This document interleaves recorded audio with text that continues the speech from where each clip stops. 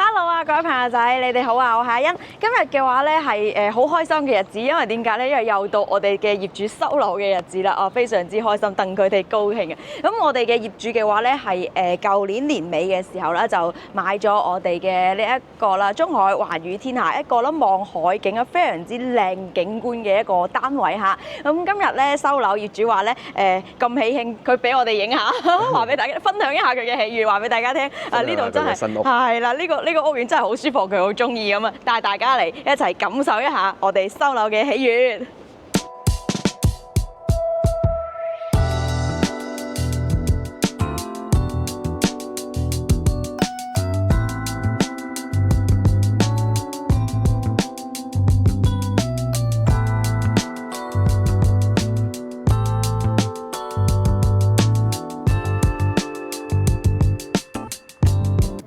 呢個景係咪好靚咧？令人着迷啊！真係陶醉，我望住呢個景我都喺度，覺得人生你睇下，真係超級正啊！澳門景、觀光塔景，跟住煙花景，喺屋企睇煙花。你睇呢個三江交匯處嘅景觀，你全部盡收眼底。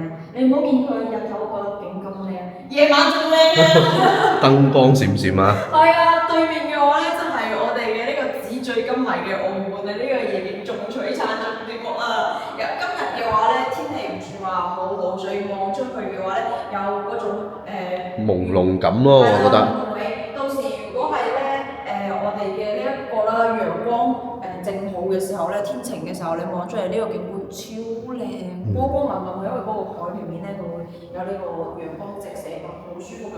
我哋而家嘅話咧，喺中海環宇天下嘅 D 區一棟呢個01單位高樓層呢度嚇，20幾樓嘅高樓層。咁因為業主嘅隱私問題，我哋就唔講係幾多樓啦，但係佢係一個20幾樓嘅高樓層嚟嘅。咁你可以見到呢個景觀係真係非常非常靚，就無遮擋。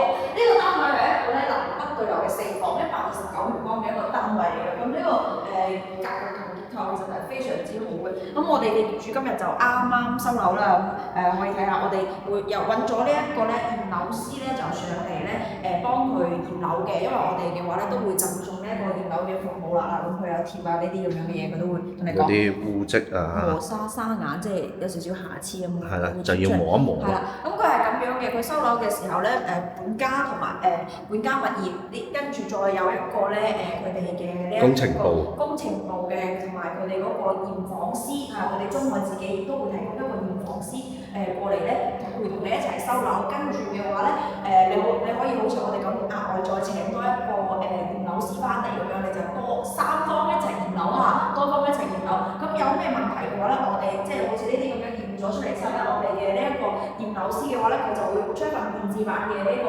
驗樓嘅報告俾你啦。然之後嘅話咧，你就可以俾物業呢邊啦，樓盤間佢哋中海係，我覺得中海我哋咁多個樓盤收到樓之後咧，我覺得個服務係最好嘅一個，即係個樓盤服務，因為佢係所有嘅問題嘅話，佢全部咧分部門去解決嘅。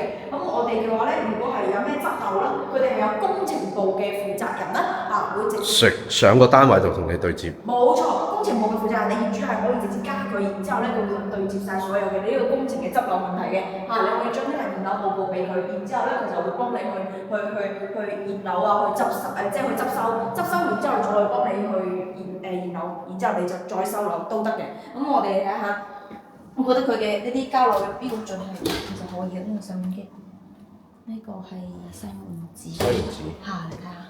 收樓都唔錯嘅，佢熱水器都已經裝咗。係咯。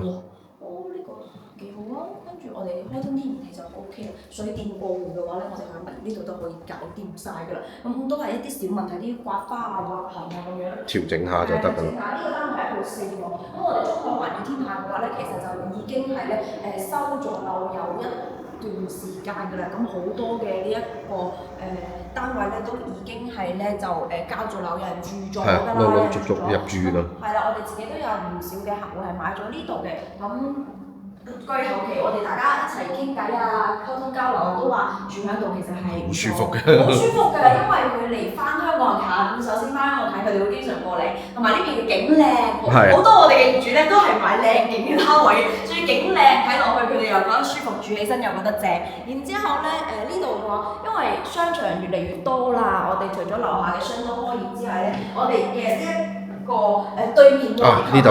對面橫琴都已經係開咗個新嘅華發商都，係啦，跟住仲有舊嘅華發商都咧又再擴展下，咁有特新嘅一期。然之後望下下邊係啦，嗰度又有個我哋自己中海嘅呢個商業，係啦，咁你到時嘅話，周邊全部都係商業就好方便啦。啊，呢個單位又有輕軌站咧，方便。咁我哋呢單位南北對啦，嗰邊有望水景啊，呢後邊係我哋嘅呢個將軍山，前邊咧係我哋嘅呢一個馬柳洲隧道，係啦，跟住。南山北水咁樣，係咯，風景又好啊！咁然之後我哋嚟睇睇主人房嘅話咧，主人房咧佢係其實係比較靚嘅一個景嚟嘅主人房。呢個景啊，真係冇得頂啊！啱啱我入到嚟，我先睇咗客廳，跟住再睇主人房嘅景。主人房嘅景反而比客廳仲要開闊。你睇下呢一個景觀喺我呢個角度，我呢個位係床頭位嘛，一眼望出嚟，係啦，嗰邊都可以望到。睇埋西灣橋，睇埋氹仔少少景，然之後將呢邊嘅呢一個半島景睇晒，係啊，呢度啱好喺自己張床嗰度可以直接望住煙花景咯。好正啊！跟住佢哋交樓啊，佢仲送埋啲衣櫃啊，跟住整晒全屋嘅空調啊，呢啲全部都有啊！你哋見到嘅就係我哋嘅收樓嘅一個情況嚟嘅。咁呢個景嘅話咧，即係其實呢個單位貴係貴喺邊度咧？嚇我一跳！嚇我一跳！呢個單位貴係貴喺邊度咧？係貴喺個景度。當其時我哋嘅業主係500零萬買嘅呢一個單位，咁而家因為佢已經係現樓啦，就即係全部都係收樓㗎啦。我哋呢個單位咧。樓上仲有一間，跟住仲有個頂樓，然之後嘅話咧，仲有個7樓、8樓，7樓、8樓咧就係啱好望到喺個，即係喺個會展呢一個位置就冇呢個咁靚嘅景嘅。咁咧我哋呢邊嘅話，而家呢個單位啦嚇 D 區嘅一棟嘅另一單位咧，129平方，望咁靚景嘅咧，其實就得翻兩套，樓上呢個高層30樓同埋32樓。